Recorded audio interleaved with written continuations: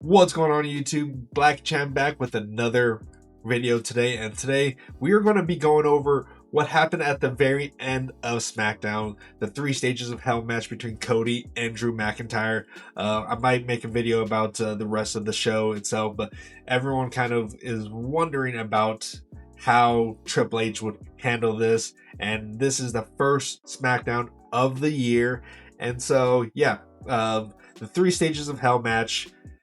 I was hoping for better stipulations, maybe a lumberjack match in there, or just kind of an I Quit match at the end. That would have been great, but they kind of kept it safe with just a normal match at the very beginning. Then round two would have just is a falls count everywhere match, and then the third round is a steel cage match, and it's very safe in a sense for the 3 stages, but it is what it is. Like, I don't think they really had too many like insane kind of stipulations in the past when it comes to 3 stages of hell. But yeah, so I was, for the most part, I was shocked with how this ended. I kind of got it right in the formula of what was going to happen, and I'll get to that in a little bit. But yeah, so this was pretty much building up for Cody to win this. And the fact that Drew McIntyre won it is crazy, because you saw beforehand that Sami Zayn was saying that he's going to come after the championship after he beats Drew. Randy Orton was even talking about going after the belt. So we all thought that we would get the blow off for Randy turning on Cody, because he's been staring at that belt for the longest time. And of course, Sami has never won the big one. So we all thought that's what their direction was going to be, except by the end of it, Cody would have been going up against Roman Reigns at WrestleMania, because that's a lot of what the writers have been, or not the writers, but the media has been saying, is that it's going to be Cody versus Roman at WrestleMania. So it could still happen. It really could still happen. But right now, this kind of throws a wrench into those plans, and this is exactly what they needed, though. And a lot of people have been complaining that all the big title switches have been at the big PLEs. Nothing, no smaller PLEs matter at this point, because it's not going to change hands. And the fact that it happened on the first SmackDown of the year definitely also helps as well, because back in the mid 2000s, that's kind of how it would happen. Sometimes a title change would happen on live television. So it kind of has that feel back then, but hopefully it doesn't like do like hot potato like it used to. But with Cody, like, I really thought Cody was going to end up walking out with that. I thought how it was going to go is basically like what happened in that is exactly how I thought it was going to go when I made this specific tweet that I'll mention in just a second. I promise I'll get to that. But yeah, the first match was Drew versus or just Drew and Cody in a normal match. So Drew ended up getting the first pin. He exposed the turnbuckle. The referee was distracted, and then Drew hit him with the low blow, and then ended up with a Claymore and getting the first pin. It was fairly a quick first match, and then went to the Falls Count Anywhere match. So it's basically kind of a street fight in a sense, but yeah, Drew went straight for the jugular. He pulled out a table, hit him with the powerbomb, hoping to get a quick pin and get out of there with barely a scratch. But no, it went a lot farther. They of course fought through the crowd. Cody took them backstage, slammed them through a whole bunch of different walls, different areas, and then he got to the crowd again and put Drew on the table, and he walked up the steps and jumped off the barricade, not barricade, but I can't remember, the railing, and did a splash. He did a splash onto Drew, and I thought that was actually going to be where it was going to end for that first round. But no, Drew kicked out, and then they made their way back to the ring area, and then Cody hit him with a crossroad through a table. and then got the 1-2-3 for that. So, and then it moved on to the steel cage match, and this part was also really well. It was really good, and there was a few times where Drew was trying to go out the front, go over the top, and even try to win via pin. And there was a very high, I think a superplex. Like Cody hit a superplex on Drew as Drew was kind of draping over the outside of the fence, and that was a pretty high spot. I think they called it a supreme. That was just suplex, but they called it a supreme Cody cutter when Cody was at the very top of the cage and did a Cody cutter from the top of the cage, and they called it a supreme cutter, which was great action. And then Drew. Cody went into the exposed turnbuckle from at the very beginning from stage 1, and then Drew is trying to make his way out the gate, out the door, and then a masked hooded figure, which is classic Triple H booking, comes up, and we all know who it is because Jacob Fatu has been out and he was taken out. He had like bloody mouth and everything like that, so we all assumed that it was going to be Jacob Fatu, and lo and behold, it was. So Jacob Fatu shows himself, beats up Drew, and he's wailing into him. And then Cody comes behind him and says, or basically like pulls him off him, like, what are you doing?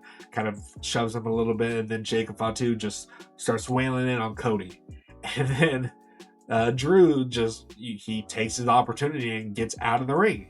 And that's how it ends. He rolls out of the ring, and he can hardly believe it. He's still crawling from like the pain or whatever. He's crawling with the belt in his hands, and then Cody's up. He's like, "What is going?" Or Fatu's just staring at Drew, and then Cody attacks him from behind and just freaking out like, "Look what you did!" Blah blah blah. So it was a great ending. Actually, it really shocked me, and so I tweeted out on the 4th of January, so basically 5 days beforehand, and I said, this was a response to another tweet, and but I said, first round is going to go to Drew. I'll probably put this on the screen, but first round is going to go to Drew.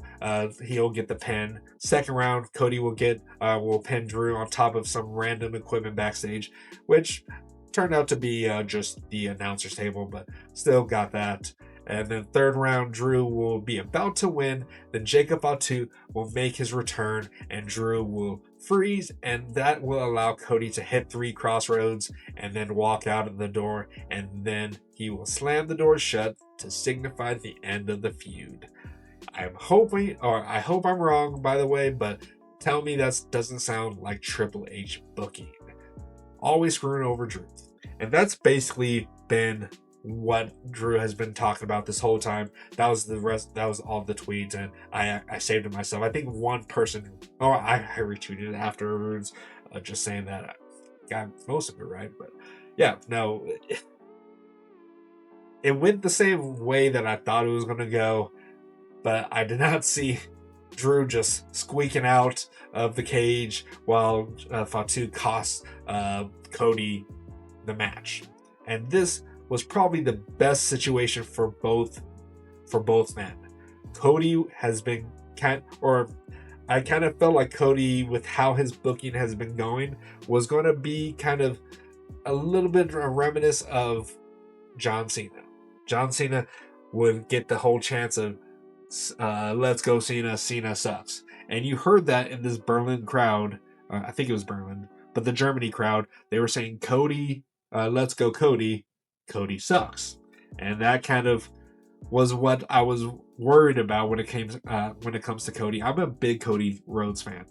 I was really excited for his for when he finished the story, quote unquote. I was on a cruise watching it from there, and I was super excited. I may have shared it this year, but no one can prove that.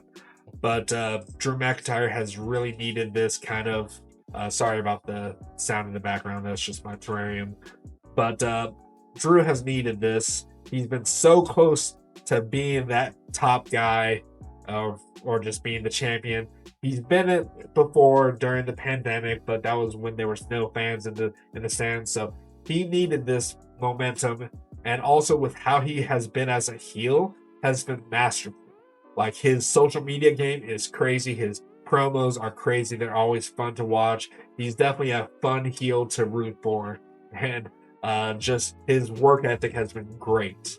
And I'm actually really happy that he got this moment for him. And SmackDowns are going to be a lot more watchable. Like, I'm not saying that they were kind of unwatchable. Like, they've been very kind of hit or miss. They've been good since they've done some kind of switch ups with the creative, and but for the most part, they've been very lackluster. And now having Drew being that heel he is, the troll that he is, his promos now that he has the championship is going to be great. And I think a lot of people liked the chase for Cody more than they liked his reign.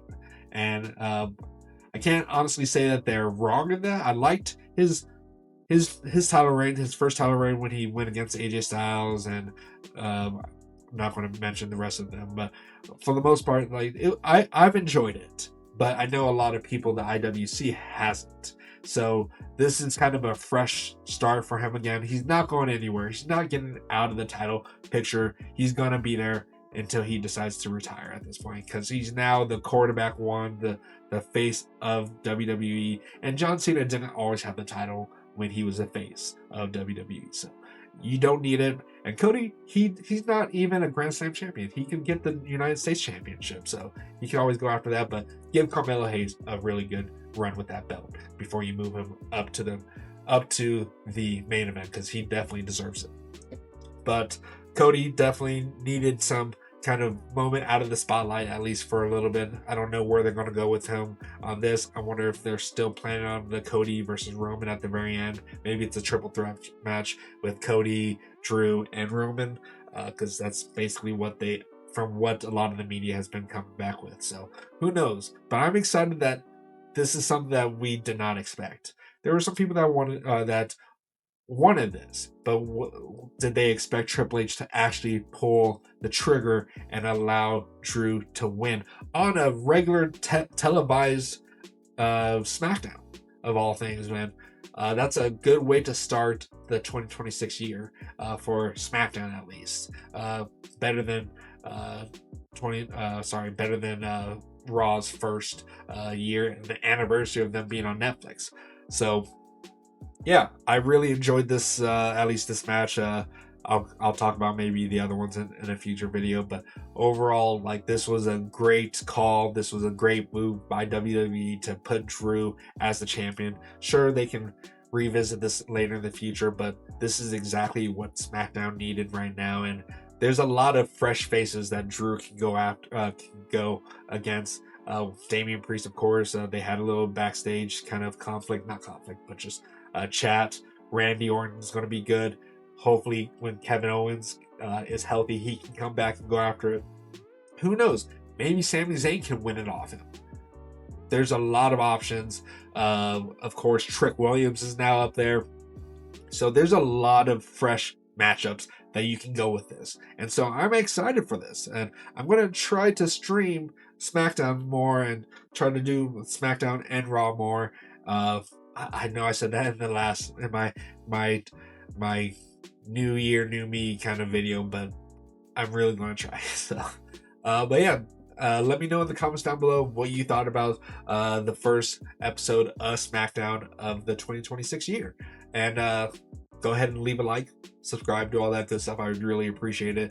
That road to 200 videos is still in effect. The road to 5,000 subs is still in effect. But really appreciate it. And until next time, BC out.